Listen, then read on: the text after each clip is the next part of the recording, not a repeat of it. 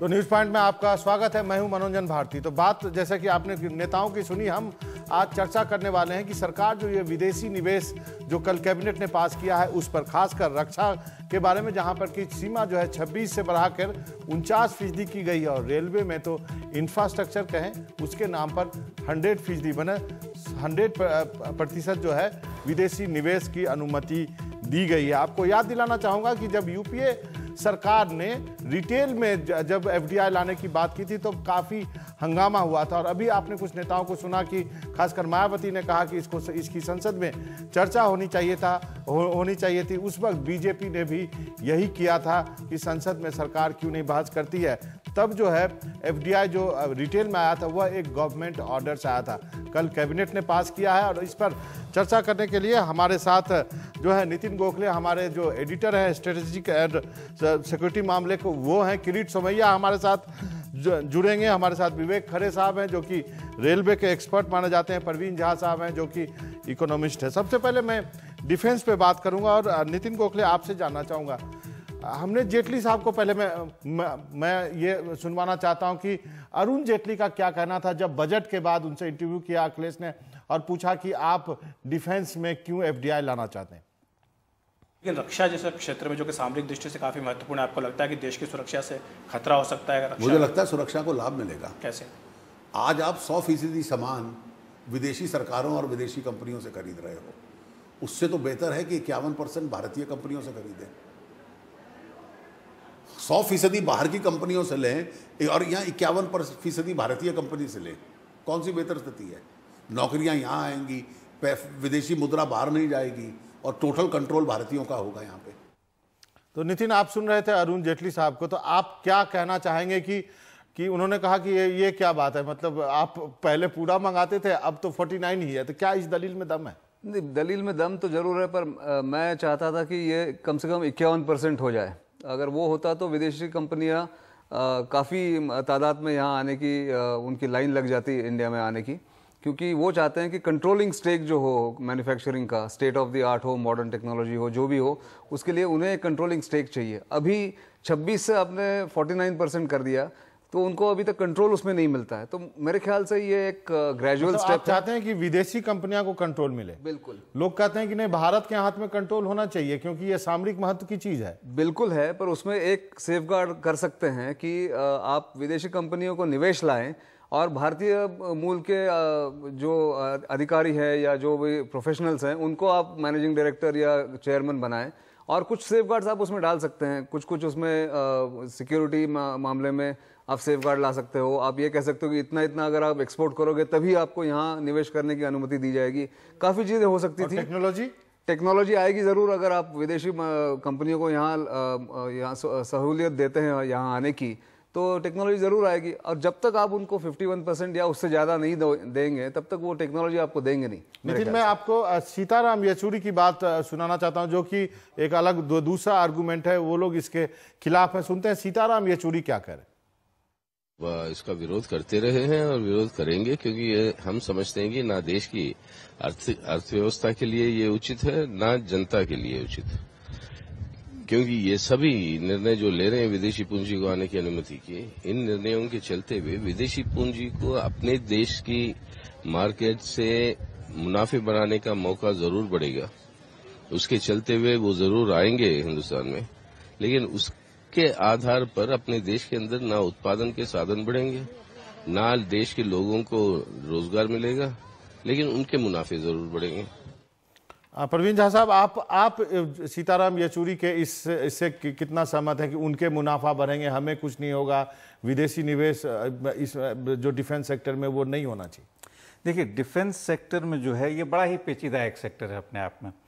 ये हम जानते हैं कि 26% से 49% में एक निराशा जो है उद्योग जगत में है कि सिर्फ 49 क्यों हुआ, 74 क्यों नहीं हुआ, 100 क्यों नहीं हुआ, कम से कम 51 क्यों नहीं हुआ, जैसा ये कह रहे थे अभी। लेकिन ये एक ऐसा सेक्टर है जिसमें कि एक तो मैं ये कहूँगा कि अगर आप 74 भी कर देते तो शायद ये इतना पेचीदा, इतना जटिल मामला है कि ऐसा नहीं कि अपने आप इन्वेस्ट होने लगेगा। इसमें इतनी सारी चीज़ें जुड़ी हुई हैं। मसलन जो इसका पूरा एक डिमांड प्रोफाइल जो होता है, जब तक बहुत अश्योर्ड डिमांड प्रोफाइल नहीं हो, चूंकि इन्वेस्टमेंट बहुत ही हैवी है, तो ऐसी स्थिति में जो है आम तौर पे आप नहीं देखते हैं कि इन्वेस्टमेंट बढ़ने लगता है। दूसरा ये है कि आपको जो एक राजनीतिक मामला जो किसी भी देश का दूसरे देश के साथ है, अगर उसको आप ध्यान में रखें तो या तो आप उसको सरेंडर करने के लिए पूरी तरह से तैयार रहें। मतलब ये जो जैसा मैंने अभी सुना कि मैनेजिंग डायरेक्टर हम किसी अपने यहाँ को बना देंगे, ऐसा होता नहीं है। अगर वो निवेश कर रहे हैं तो वो ये चाहेंगे कि उनका प्रबंधन जो है उनके हाथ में हो। तो इस सब तरह की चीज़ें हैं। 2001 से आप टोटल एफडीआई इनफ्लो अपने देश में देख लीजिए, 322 US बिलियन डॉलर है। आपके डिफेंस में कितना आया है? 4.6 बिलियन। अच्छा, 2006 से कुछ ऐसे मामले थे जिसमें जो आप कहिएगा कि खास कुछ चीज़ों में छूट दी भी गई 2006 से। उसमें किस तरीके का ऑफर आया? मसलन लॉकहीड मार्टिन का कि हम लगाएंगे आपके यहाँ, आप पूरा सब कुछ करेंगे। टेक्नोलॉजी कितनी पुरानी? 30 साल पुरानी। भारत सरकार ने बिल्कुल सही किया जब कहा कि नहीं साहब ये तो ये सब मुद्दे हैं। तो मैं इतने जटिल मुद्दे हैं इसमें। नितिन, आपके पास आने के पहले मैं किरीट सोमैया के पास चलूंगा। किरीट सोमैया साहब, इसके पहले सीताराम येचुरी को भी सुना, हम लोगों ने विरोध कर रहे हैं। मायावती ने कहा कि आप ये फैसला करते हैं तो संसद में बातचीत हो जानी चाहिए थी। एफडीआई जब यूपीए सरकार ने लाया था तो आपकी पार्टी ने विरोध किया था। अब आप डिफेंस को भी खोल रहे हैं, इस पर आप क्या कहेंगे? वास्तव में आपको पहली बात स्पष्ट कर दूं कि भारतीय जनता पार्टी एनडीए ने एफडीआई का विरोध जो रिटेल ट्रेड में किया था। आप जब एक बार कोई भी क्षेत्र फॉरेन डायरेक्ट इन्वेस्टमेंट के लिए खोल देते हो तो फेजेस ही होते हैं। ये आपका इंटेंशन होता है कि पहले 26% छूट दूंगा, फिर 49% होगा, फिर 74% और फिर 100%।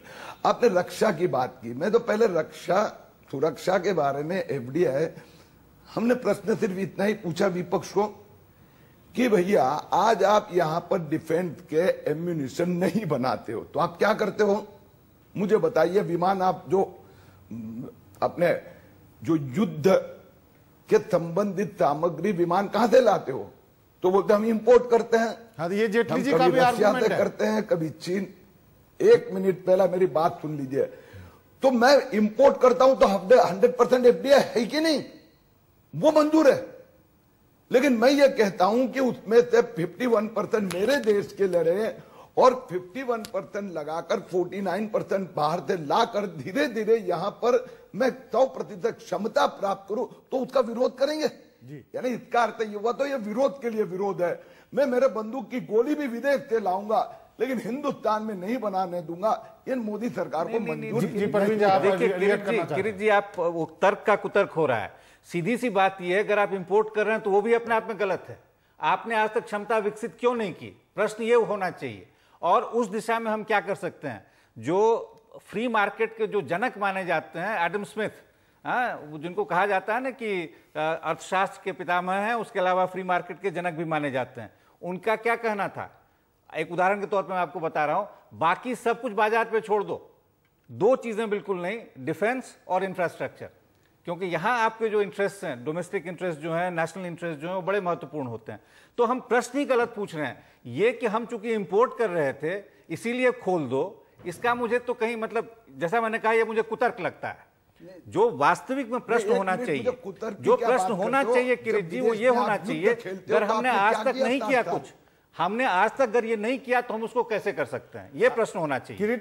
किरीट, नितिन गोखले भी कुछ कहना चाह रहे हैं, आपके पास आऊंगा, आप जरा नितिन को भी सुन लें। मैं सिर्फ एक ही बात कहना चाहता हूं कि अगर आपको आधुनिक टेक्नोलॉजी वाले अगर आपको सामान चाहिए तो उसके लिए आपको विदेशी निवेश यहाँ लाना पड़ेगा, विदेशी कंपनियों को यहाँ बुलाना पड़ेगा। और उसके लिए आप तो चाहे तो को डेवलपमेंट, को प्रोडक्शन करिए, उसके लिए अपने जो कानून है उसमें एक ऐसी व्यवस्था करिए कि वो उसमें आपके सॉवरेंटी पे, आपके नेशनल सिक्योरिटी पे कोई बाधा ना लाए। ये आप कर सकते हैं। पर ये जो बोगी है कि हम एफडीआई बिल्कुल डिफेंस में लाएंगे नहीं, ये गलत है। ये इवन यूपीए सरकार में आनंद शर्मा ने कहा था कि 74% लाना चाहिए, और एंथनी जैसे जो सोशलिस्ट नेता थे उन्होंने उसका पूरा विरोध किया। 8 साल तक हम सोए रहे और अब उसका भुगतान हम कर रहे हैं कि हमारे पास ना आधुनिक टेक्नोलॉजी है ना आधुनिक हथियार है, उसके लिए हम पैसे ज़्यादा दे रहे हैं। तो मेरे ख्याल से यहाँ फैक्ट्री लगनी चाहिए, 51% हो, अगर 74 नहीं हो, पर कम से कम एफडीआई डिफेंस में आना चाहिए। मैं नितिन जी से छोटी सी बात कहना चाहूँगा। हमारा एक लंबा इतिहास रहा है जो लाइसेंस्ड प्रोडक्शन अरेंजमेंट है OEM के साथ, ओरिजिनल इक्विपमेंट मैन्युफैक्चरर्स के साथ, काफ़ी पुराना इतिहास है। सारे कोलैबोरेशन के बाद आप देखते हैं कि अभी तक आपको जो है कोई ढंग की टेक्नोलॉजी शेयरिंग हुई नहीं। क्यों नहीं हुई? क्योंकि जो नहीं सुनिए यहाँ नहीं थे नितिन जी, हम ये कहना चाह रहे हैं वो इसलिए क्योंकि वो चाहते नहीं है कि वो कंट्रोल उनके हाथ से निकल जाए। दूसरा, यहाँ भी जो जैसा मैंने आपको उदाहरण दिया, मार्टिन लॉकहीड वाला मैंने आपको उदाहरण दिया, जिसमें जब उनको कहा गया कि आप आके यहाँ सीधे सेटअप कीजिए, तो क्या करना चाहते थे? प्रवीण जी, आप देखिए, रशिया से आती थी टेक्नोलॉजी, लॉकहीड मार्टिन की पुरानी आती थी। नितिन जी, अभी अगर आप दे रहे हैं रशिया के साथ तो स्पेशल जियोपॉलिटिकल आपका एक संबंध था, वहां पे आपको वो सारा चीज पिक्चर में अभी भी नहीं आ रहा है कुछ।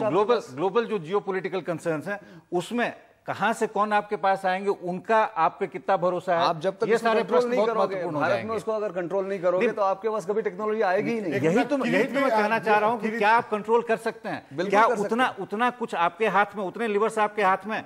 मेरी समझ से उतने लिवर्स जो आप जब भी state of the art technology मांगेंगे, वो लिवर आपके हाथ में नहीं। किरीट भी कुछ करना चाहिए। जी किरीट, आपकी बात सही है। जो भी यहाँ जो चिंता व्यक्त हो रही है कि मेरे देश ने डिफेंस का उत्पादन करना चाहिए, मुझे मंजूर है ना। हाँ, वो अभी हमारा भी 10 साल का एक्शन प्लान सुन लो।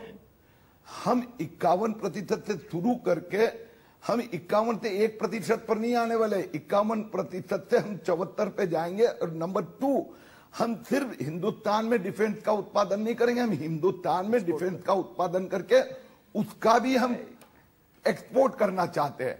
अब आप मुझे बताइए, 10 साल एक सरकार थी, उन्होंने अपना एक्शन प्लान बना के एग्जीक्यूट किया। अब ये हमारा है कि आप मुझे बताओ कि क्या 70 साल हो गए, 67 साल देश की आजादी को, मैं अगर वही इंतजार करता रहूं जो 67 साल के मेरे देश में बनाऊंगा 67 साल निकल गए और मुझे विदेश से ही इंपोर्ट करना पड़ रहा है, तो ये भाव मुझे मंजूर है, नितिन जी का हो या और किसी का, कि भैया यहीं पर देश में 100% बनना चाहिए। मेरा देश दूसरे देशों को सुरक्षा की दृष्टि से जो रक्षा में जो भी एम्यूनिशन या जो भी होगा वो एक्सपोर्ट करे, लेकिन दैट इज द फेथ। आप 51% से 100% गिनो या 51 से 0 करो, हमारा टारगेट है 51% से शुरू करके हम 100% हिंदुस्तानी उत्पादन करना चाहते हैं।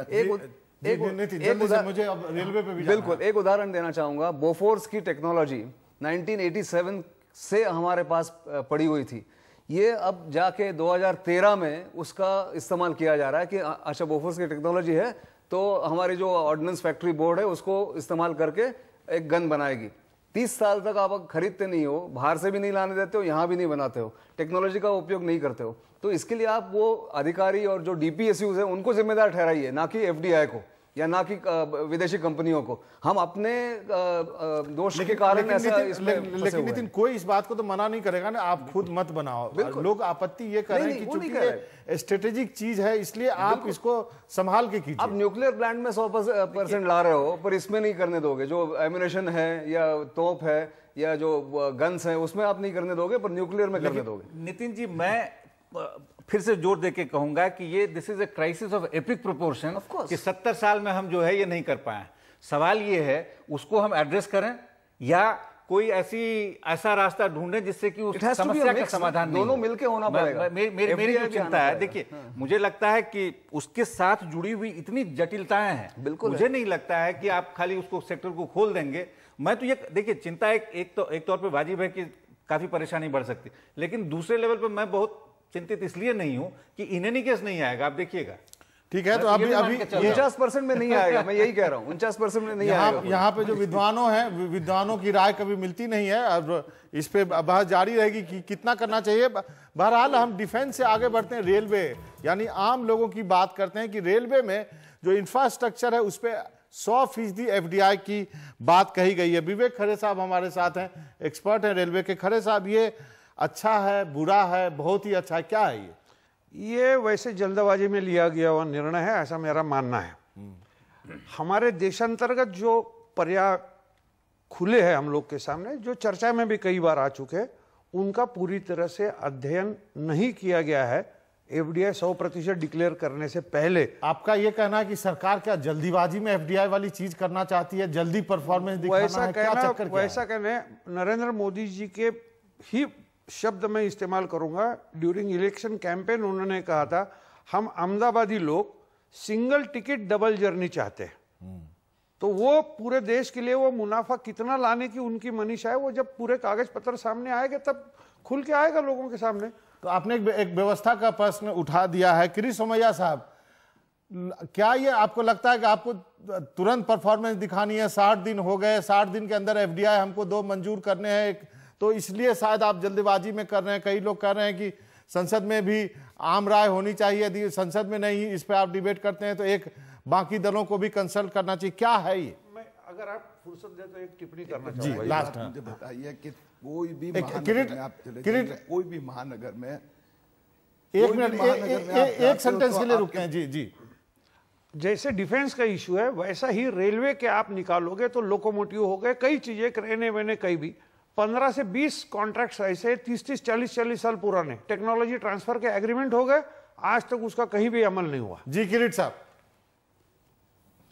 मुझे ये बताया, आप कोई भी महानगर में चले जाए और कोई भी पार्टी, कोई भी सांसद रेलवे का बजट हो या बाहर हो, क्या मांग करता है?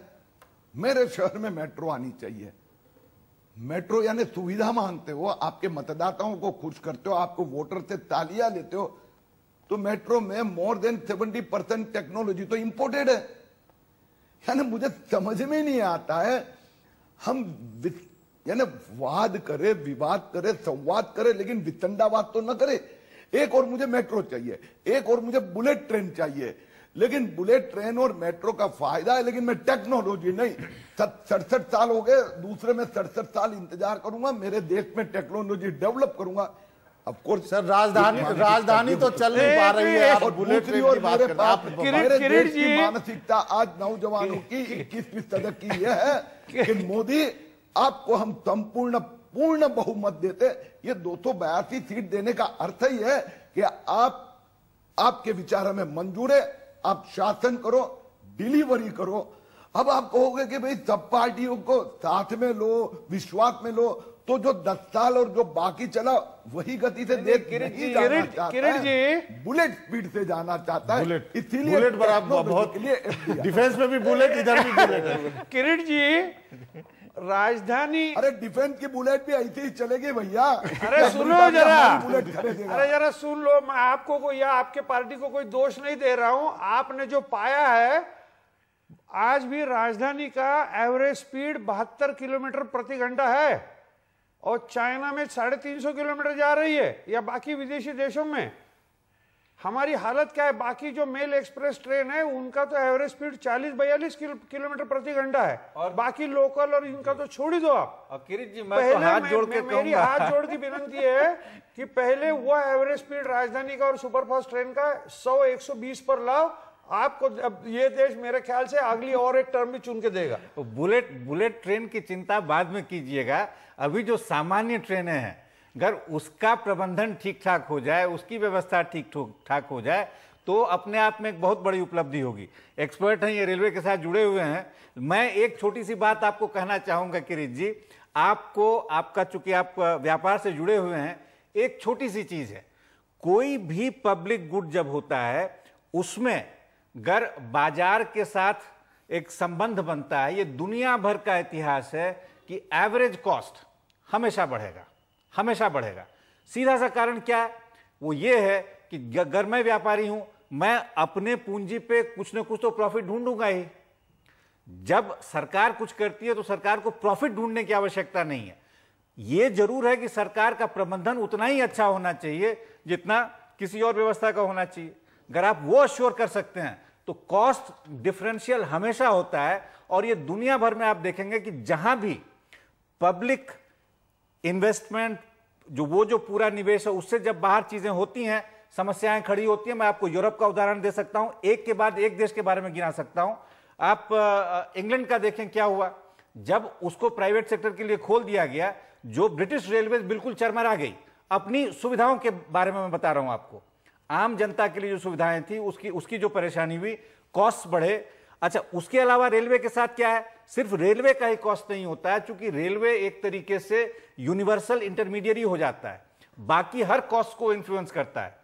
तो डायरेक्ट प्लस इनडायरेक्ट अगर सारी चीजों को आप देखें तो मुझे लगता है इन चीजों के बारे में जो है, मैं सिर्फ एक चीज के बारे में भी आपको बता रहा हूं कि बेसिकली जो कॉस्ट फैक्टर है, और इस देश का तकरीबन 70-80% आबादी जो है जिसके लिए रेलवे बहुत महत्वपूर्ण है, और आप एक्सपर्ट के तौर पे कुछ बताएंगे इसके बारे में। गिना चुना एक 20 किलोमीटर मेट्रो का ट्रैक अगर छोड़ दो आप जी, तो बाकी सब इन्होंने स्टैंडर्ड गेज लाया है।